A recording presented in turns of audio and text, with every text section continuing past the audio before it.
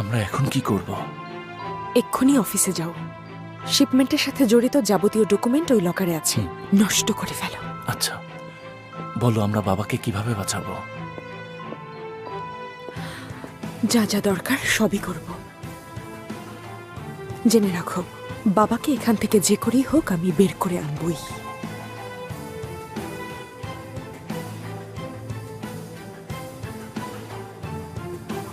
প্রতিদিন ওই রেকর্ডগুলো ঠিকমতো চেক করা হয় তো? কোনো সমস্যা না হলে করি না। ভাগ্য ভালো যে কোম্পানির বাকিরা তোমার মতো চাকরিটাকে এত ভালোবাসে না। এখন তুমি যেতে পারো। শিপমেন্ট যেদিন থেকে শুরু হয়েছে সেখানে ফিরে যাও।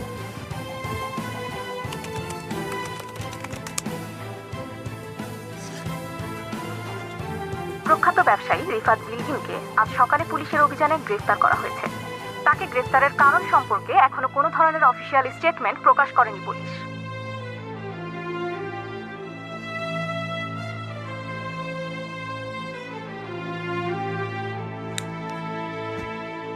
আমি চাই না আমার ছেলে এসব প্রতিশোধের বিবাদে জড়াক। আল্লাহ ওকে রক্ষা করো। আপনার ছেলে যুদ্ধের ময়দানে নেমে গেছে। যুদ্ধ শেষ না করে সে ফিরতে পারবে না।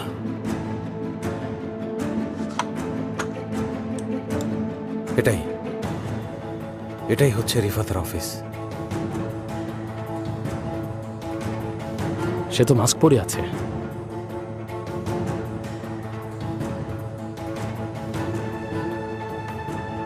ও কার্ড ব্যবহার করে ভেতরে ঢুকেছে।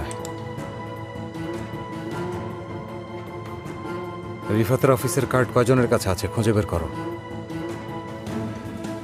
আর ওই দিনের এন্ট্রি এক্সিটের রেকর্ডও খুঁজে বের করো।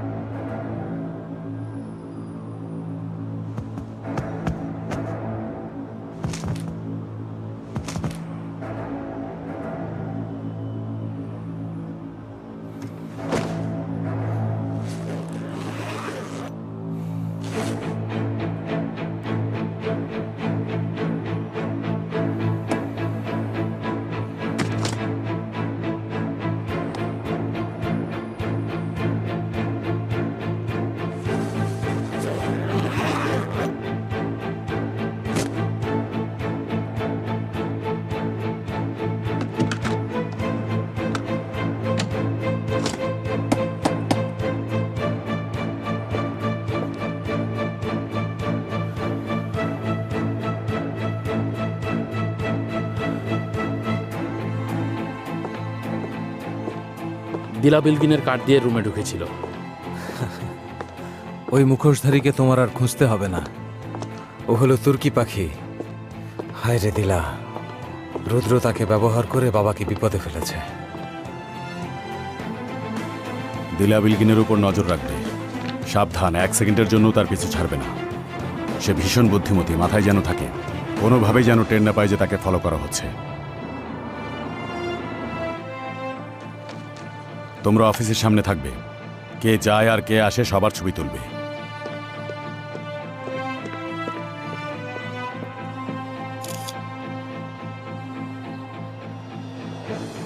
আলীর উপর তুমি নজর রাখবে, অফসাইডেও যাতে গোল না দিতে পারে।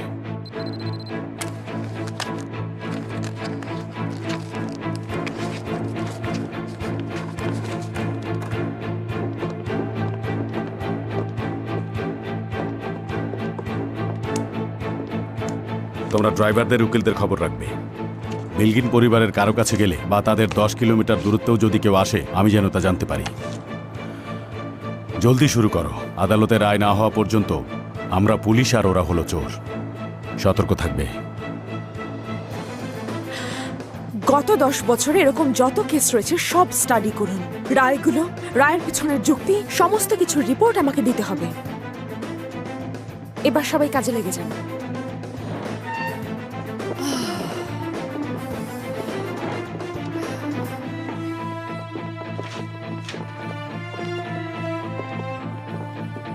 যেসব চালক ধরা পড়েছে তাদের তথ্য।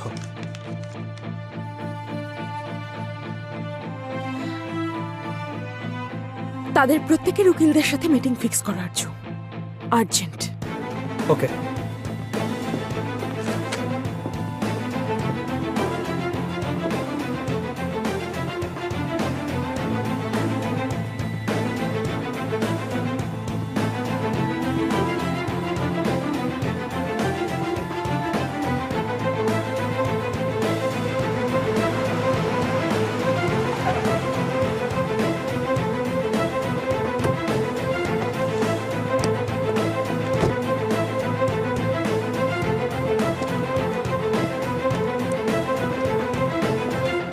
দিলা বিলগিন, আমরা আগামীকাল প্রেসকে আমাদের স্টেটমেন্ট দেব।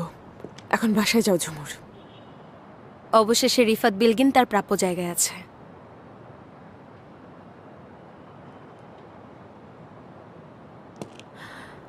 আমি যতদিন বেঁচে আছি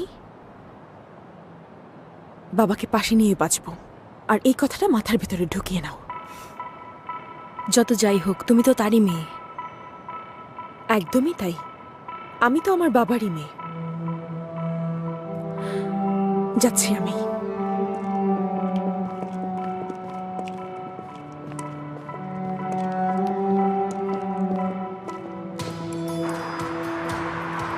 বিলগিনদেরকে আপনি জানাবেন যে রুদ্রই রিফাতের নামে রিপোর্ট করেছিল? না, সময় আসুক। আগে দেখি রুদ্রর বেইমানির পানি কোথায় গিয়ে গড়ায়। তারপর? রুদ্র শুধু রিফাতকেই তার খেলার গুটি বানায়নি, আমার সাথেও টক্কর দিয়েছে। সে বোরহান আদিফারের সাজানো খামারে শেয়াল হয়ে ঢুকেছে, আর ওই শেয়ালের লেজ তো কাটতেই হবে। তাই ওয়াদা না ভেঙেই আমি রুদ্রকে পথ থেকে সরিয়ে দেব। কুসুম, এটা কে দিয়েছে? আমি জানি না। বলেছে তোমার কোম্পানি থেকে ব্যাগটা এসেছে, আর এই ব্যাগটা তোমার।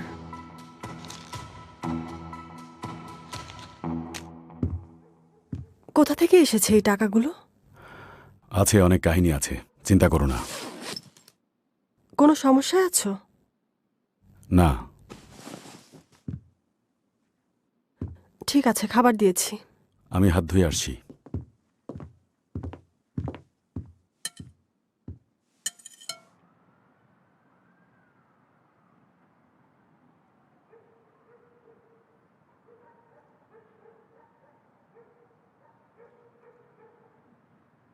আদনান,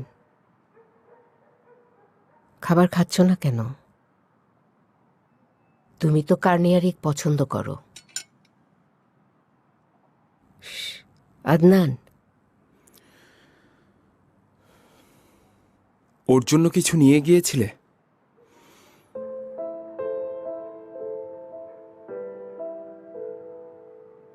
নিয়েছ?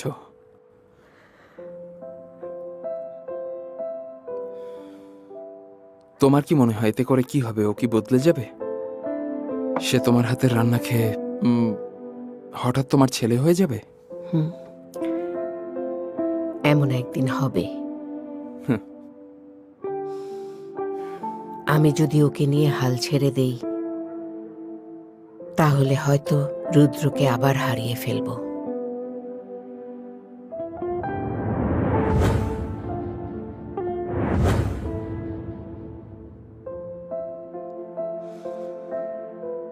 রুদ্রের জন্য এই টেবিলে সবসময় জায়গা রাখবো আমি। একদিন সে আসবে আর আমাদের সাথে বসবে, কিন্তু এভাবে না। তাকে সব ছাড়তে হবে, সব ছেড়ে পবিত্র হবে। বাবার কথা খুব মনে করবে। সেদিন তার মনে পড়বে তার পরিবার তার ফেলে আসা জীবন অপেক্ষা করছে। পরিবারের সংস্পর্শে থাকলে যে কেউ তাকে পরাজিত করতে পারবে। হয় আপনি মরবেন, না হয় রুদ্র।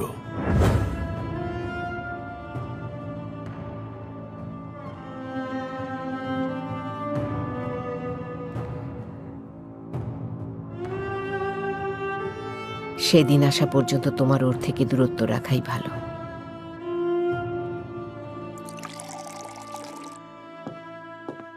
বাহ বাহ বাহ, কার্নিয়ারিক। তুমি পছন্দ করো? শুধু পছন্দ বললে পাপ হবে। অনেক ধন্যবাদ।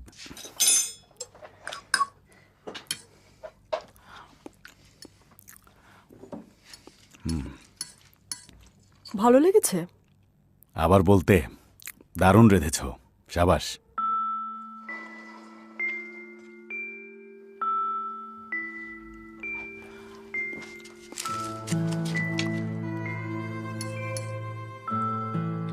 কি হয়েছে যে দূরে থাকতে বলছো?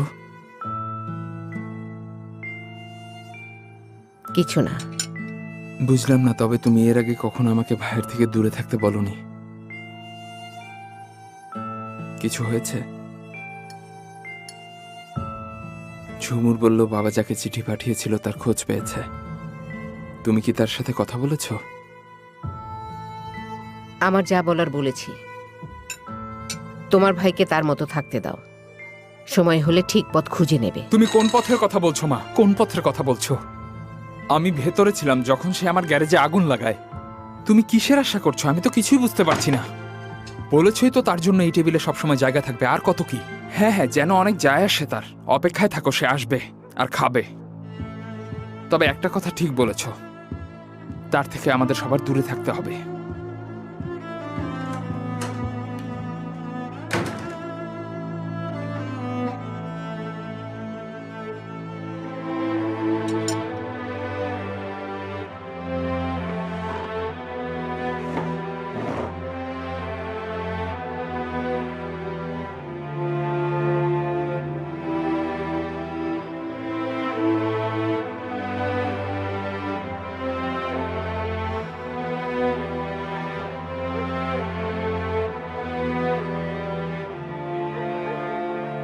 তোমার উপর থেকে কখনোই হাল ছাড়বো না বাবা।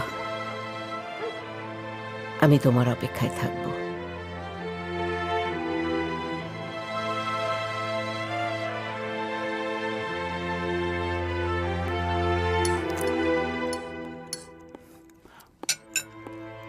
তুমি আরেকটু নেবে? দেবো? দাও দাও দাও দাও।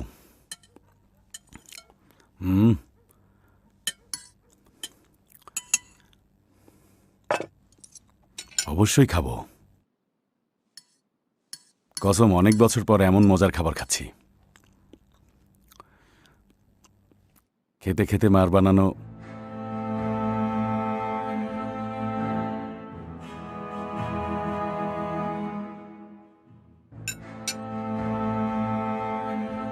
কি হলো রুদ্র?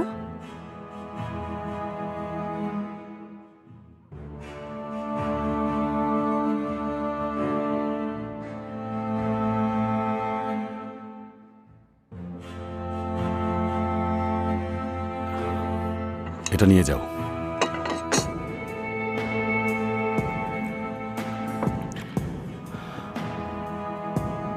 ওই বাসা থেকে ফেলে দেয়া খাবারও যেন এখানে না আসে, তাহলে খুব খারাপ হবে। খুব খারাপ হবে বলে দিলাম।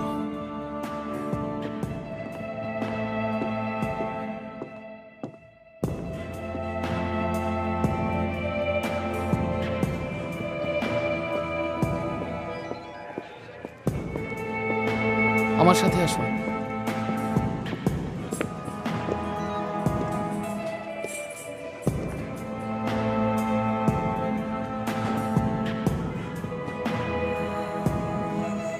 দশ মিনিট অপেক্ষা করুন।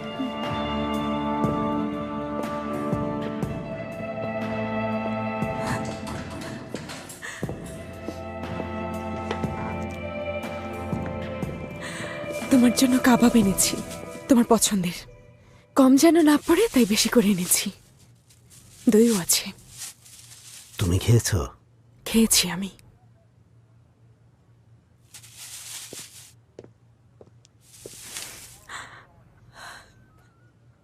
ঠান্ডা হয়ে যাবে, খেয়ে নাও। খেয়ে নেব, মাত্র 10 মিনিটের শান্তি আমি হারাতে চাই না। আচ্ছা।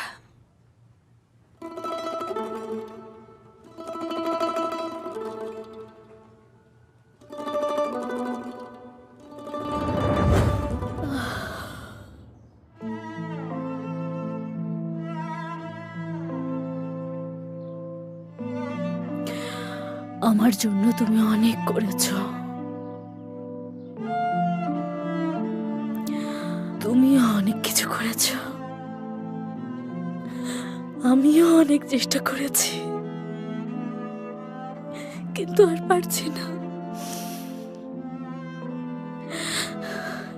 কিন্তু এই হাতগুলো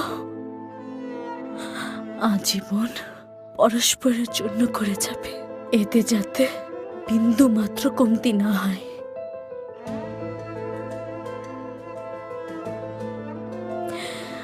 প্রয়োজন হলে এই মুঠো দিয়ে শত্রুর সাথে লড়াই করবে, যদি প্রয়োজন হয়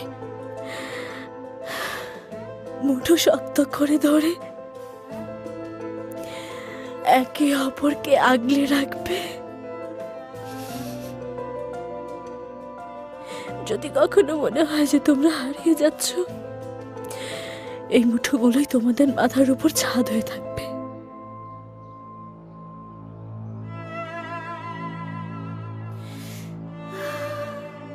আমার হৃদয় এই মুঠোগুলোর মধ্যেই আছে।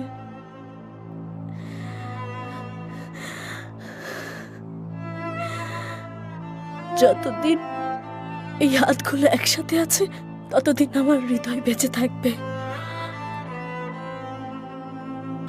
এভাবেই একে অপরের ছায়া হয়ে থেকো।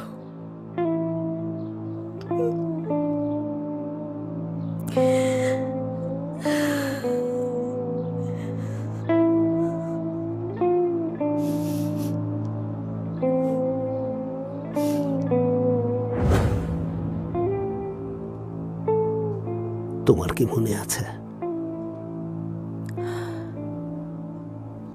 এই হাতগুলো এক হয়ে আজীবন একে অপরের পাশে থাকবে।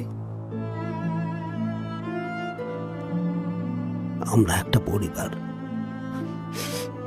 বিচারে যাই হোক তাতে আমার কিছু যায় আসে না। আমি তোমাকে এখান থেকে বের করবই। আদালতের রায় যাই হোক, আমাদের ছেড়ে যেও না, পরিবার থেকে দূরে সরো না। তোমার ভাই বোনকে আগলে রেখো, নইলে আমি মরেও শান্তি পাবো না মা। তোমার কোনো কিছুই হবে না, এসব বাজে কথা বলো না।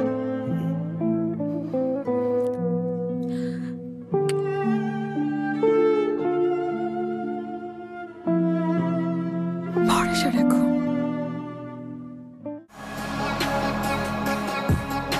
আমাদের তুমি বিশ্বাস করো না বলেই তোমার বাবাকে কিভাবে ছাড়িয়ে আনবে আমাদের সাথে শেয়ার করছো না। বাসাটা যতটা না তোমার, তার চেয়ে বেশি আমার। এই সত্যটা মেনে নিতে যদি তোমার অনেক কষ্ট হয়, তাহলে মনে স্থির করো, হয় তুমি আমাদের মতো করে থাকো দিলা, না হলে চলে যাও। আমি এখনো তোমার দিকে তাকিয়ে রুদ্রকে মারিনি, তোমার বাবাকে কেন কারাবন্দি করবো? আমি এমন কিছুই করবো না যা করলে তোমাকে হারিয়ে ফেলতে পারি। তোমাকে প্রমাণ করে দেবো যে তোমার বাবার গ্রেফতার হওয়াতে আমার কোনো হাত নেই, কথা দিচ্ছি। আপনি আমাকে বোরহানের কাছে যাওয়ার পথ দেখাবেন, তার সাথে এক টেবিলে বসবো, সবাইকে